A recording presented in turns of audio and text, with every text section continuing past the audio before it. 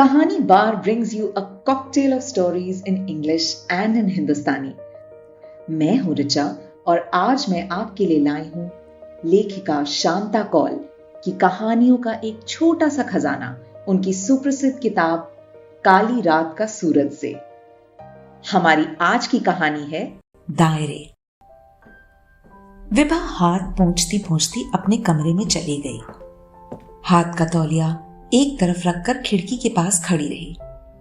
बाहर झांक कर देखा, अपना छोटा सा बाग बहार के आने से फूलों से लग गया है। पीछे सफेदों की कतारें भी कितनी सुंदर और मनमोहक लग रही हैं। आकाश इतना नीला कि बस कुछ न पूछिए। उसने अपनी नजरें नीचे की, जहां यास्मीन की कलियां चटकने को आतुर थी। फिर वो लाल गुलाबों की बेल किस कदर लग गई है फूलों से।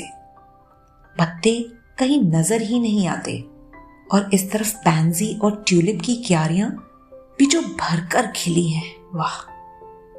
वैसे ये समा आंखों के सामने मन को भी सहलाता था, पर आज खुद विभा का मन सुबह से बुझा बुझा सा था, उदास था। उसे अपनी गुजरी जिंदगी की कुछ बातें याद आ गई थी। ऐसा अक्सर होता था क्योंकि उसके जीवन के कुछ पन्ने ऐसे थे जिन्हें वो अपनी इच्छा अनुसार लिखना चाहती थी, पर लिख ना पाई थी। जब भी उसे वो लम्हे, वो दिन याद आते हैं, वो इसी तरह उदास हो जाती है और फिर आहिस्ता आहिस्ता अपनी डगर पर आ जाती थी। पर आज वो उस भंवर से निकल ही नहीं रही थी। जाने क्यों कुछ अच्छा नहीं लग रहा था उसे। वो कमरे की खिड़की खुली छोड़कर बिस्तर पर सीधी लेट गई। बहुत थकान का अनुभव हो रहा था उसे। चंद लम्हों के लिए उसने आंखें बंद की और उसका बचपन आंखों में उतर आया।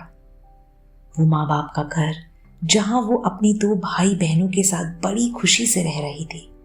कितने सपने देखे थे उसने। बड़ी होने के कारण पापा और माँ की प्यारी थी। जो वो कहती सब वैसा ही होता था। उन दिनों वादी में लड़कियों की पढ़ाई का ज्यादा चलन नहीं था। बस स्कूल की पढ़ाई के बाद ही शादी हो जाती थी। फिर वो और उसकी ससुराल, यही उसकी जिंदगी भी थी। पर विभा ने अपने पापा को किसी तरह मनवाया था कि वो कॉलेज भी जाएगी और डॉक्टर भी बनेगी। मम्मी और पापा ने हामी भी भरी थी। पापा ने तो यहां तक कहा था कि लोग कुछ भी कहें, समाज कुछ भी सोचे, मैं विभा की इच्छा पूरी करूंगा। पर नियति को कौन टाल सकता है। वो अभी 8वीं श्रेणी में ही थी कि अचानक मां उन्हें छोड़कर चल बसी। अच्छे डॉक्टर, अच्छा इलाज कहां मिलता था उन दिनों वादी में। दिसंबर के आते आते वादी पूरी दुनिया से कट जाती थी। इतनी बर्फ पड़ती थी कि सारे रास्ते कई महीनों के लिए बंद हो जाते थे। ऐसे में जिंदगी की आम चीजों के लिए तरसना पड़ता था। दवाई और इलाज तो दूर की बात थी। ऐसे वातावरण में विभा को मां का साथ छोड़ना पड़ा और उसे लगा कि जीवन की डगर पर अब वो अकेली है। नहीं, अकेली नहीं, बल्कि उन दायरों में बंध गई है जहां उसकी मां खड़ी थी। हाँ, वही हुआ। घर का सारा बोझ, भाई बहन को संभालना, पापा की खबर रखना बहुत जरूरी था। उसे अचानक अपना आप बहुत बड़ा लगने लगा। क्यों न लगे, इतनी जिम्मेदारियां उस पर जो लद गई थी। मुश्किल से 10वीं की परीक्षा पास की और फिर पढ़ाई छोड़नी पड़ी। तू पढ़ सकती है या तेरे भाई बहन? पापा ने उसके सामने प्रश्न चिन्ह खड़ा किया था। अब फैसला तुझे ही करना है। नहीं, वो इतनी स्वार्थी नहीं बन सकती। अपने भाई बहनों का बचपन, उनके सपने, उनकी खुशियां, उनकी उन्नति वो नहीं छीन सकती। उसे मां के वो शब्द याद आए, जो खुशी कुछ देने में मिलती है वो छीनने में नहीं। मैं उनकी खुशियां नहीं छीन सकती।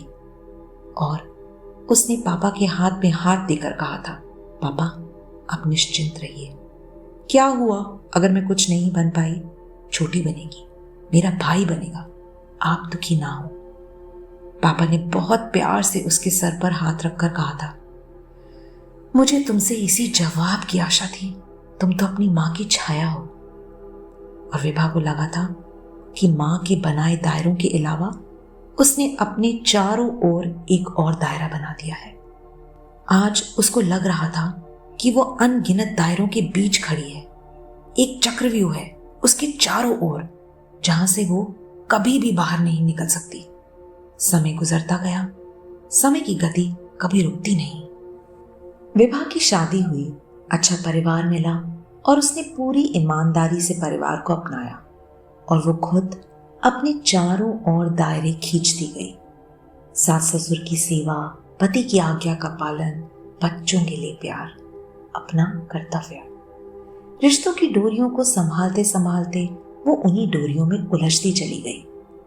उसने अपनी खुशी से ये सब किया था। वो खुश थी, पर कभी कभी मन में बवंडर उठता। ये सब जो मैं कर रही हूँ, जिनके लिए कर रही हूँ, क्या उनसे मुझे इतनी भी आशा नहीं रखनी चाहिए कि वो कभी मुझसे कभी तो पूछे, तुम्हारी अपनी भी कोई इच्छा है क्या? तुम्हारी इच्छाएं हैं क्या? वैसे उन लोगों की ओर से उसे कोई शिकायत नहीं थी। बहुत प्यार मिला है उसे, लेकिन फिर भी उसे कभी कभी उदासी घेर लेती है, पर मन को खुद ही समझाती।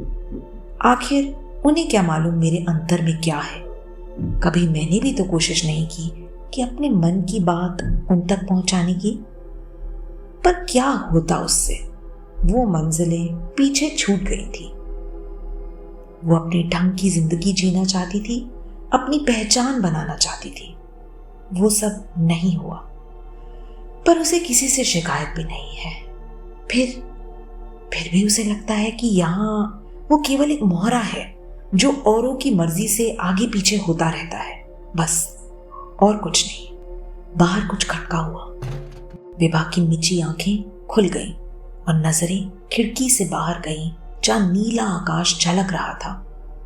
पता नहीं क्यों उसे किसी कवि की एक पुरानी कविता की पंक्ति याद आ गई। आज थका ही हरिल मेरा।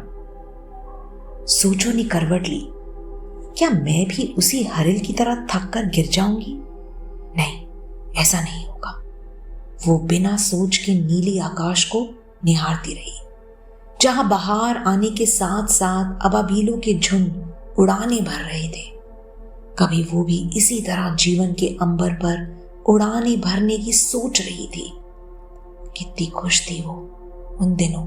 खास तौर से वादी की बहार उसे बहुत रोमांचित करती थी।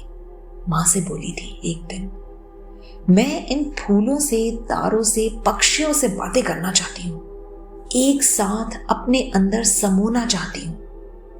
माँ ने हंसते हुए कहा था, इनके बारे में कुछ लिखो, फिर इनके बारे में कुछ जानो, देखो कितना अच्छा लगेगा। बहुत दिनों के बाद मैंने अपनी एक कविता माँ को दिखाई, कुछ झिझक से, कुछ शर्माते हुए। कागज माँ के हाथ में देकर उसके चेहरे के भाव को देखने लगी। माँ ने थोड़ी देर के बाद आंखें उठाकर कहा था, अच्छी है, अगली इससे भी अच्छी होनी चाहिए, लिखती रहो। पर भाग्य ने इतनी फुर्सत ही नहीं दी कि कुछ और लिख पाती।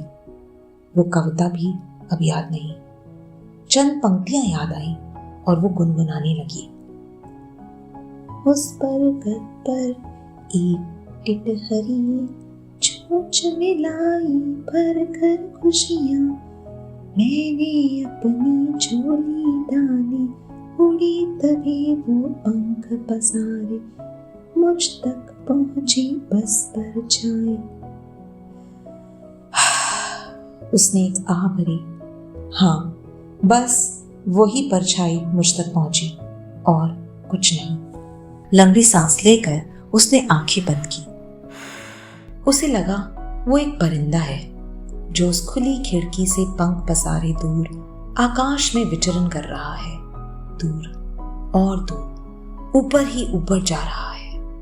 वो मन ही मन बाग, बगीचे, लांगती पहाड़ों के ऊंचे शिखर छूती, नदी, नाले, झरनों को पार करती, ऊपर और ऊपर उड़ी जा रही थी।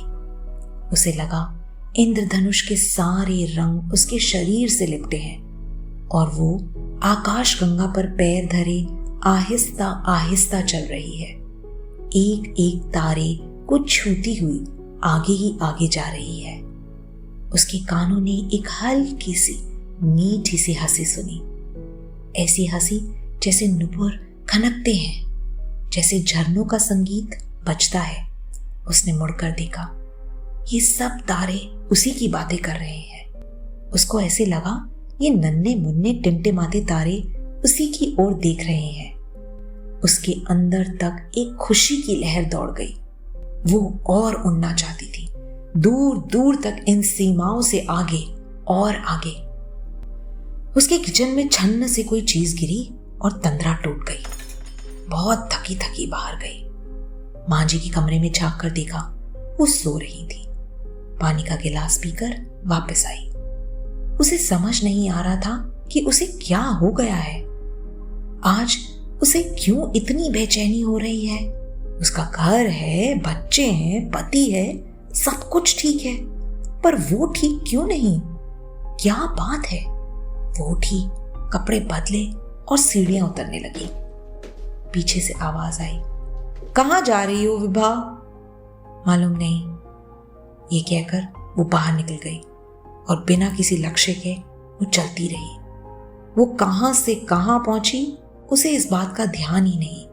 कितनी देर तक चलती रही मालूम नहीं। बस वो आज कहीं रुकना नहीं चाहती, केवल चलना है स्वतंत्र होकर, किसी की पाबंदी नहीं, समय की भी नहीं। उसको लग रहा था कि जो कुछ मैं कर रही हूं अपनी इच्छा से कर रही हूं। अब ये पांव पीछे नहीं मुड़ेंगे। उसने एक आवाज सुनी, भाभी कहां जा रही हो? कहीं नहीं, बस यूं ही। बस यूं ही? इतनी दूर? आप तो पसीने पसीने हो रही हो। क्या बात है, आप ठीक तो हो? चलो मैं छोड़ आता हूं घर। नहीं नहीं, मैं चली जाऊंगी। उसने देखा, वाकई वो घर से बहुत दूर आ गई है। इस चौराहे पर यहां तक वो कैसे पहुंची उसे याद ही नहीं। ये चौराहा, इतना ट्रैफिक है यहाँ, इतनी गाड़ियां आगे पीछे जा रही हैं। उसको ये सब पहले क्यों नहीं दिखा? अचानक उसकी नजरें चौक में खड़े सिपाही की तरफ गई।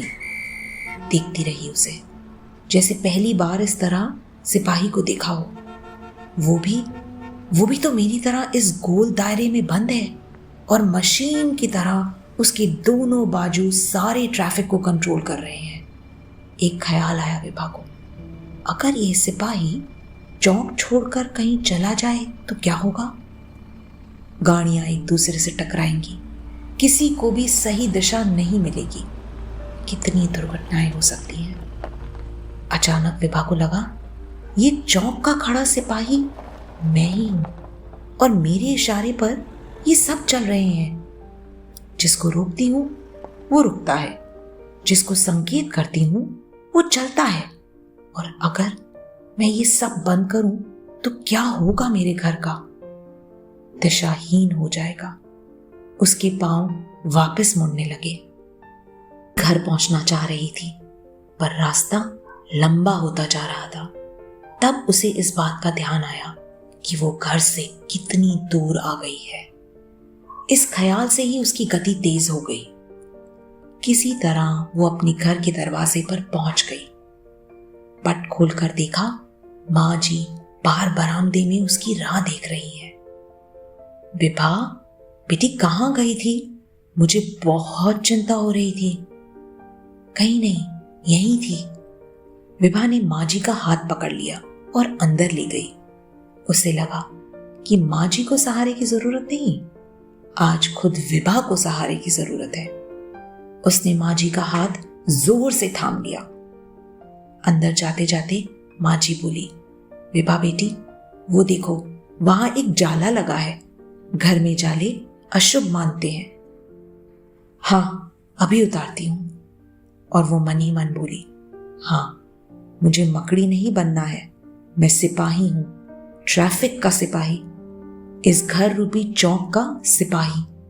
मुझे ये दायरे प्यारे हैं, ये रिश्तों की डोरियां, जीवन का ताना बाना, यही मेरी जिंदगी है। तो आज के लिए बस इतना ही। हमें जरूर बताइएगा कि आपको आज की कहानी कैसी लगी। Take good care of yourselves till I am back with the next story.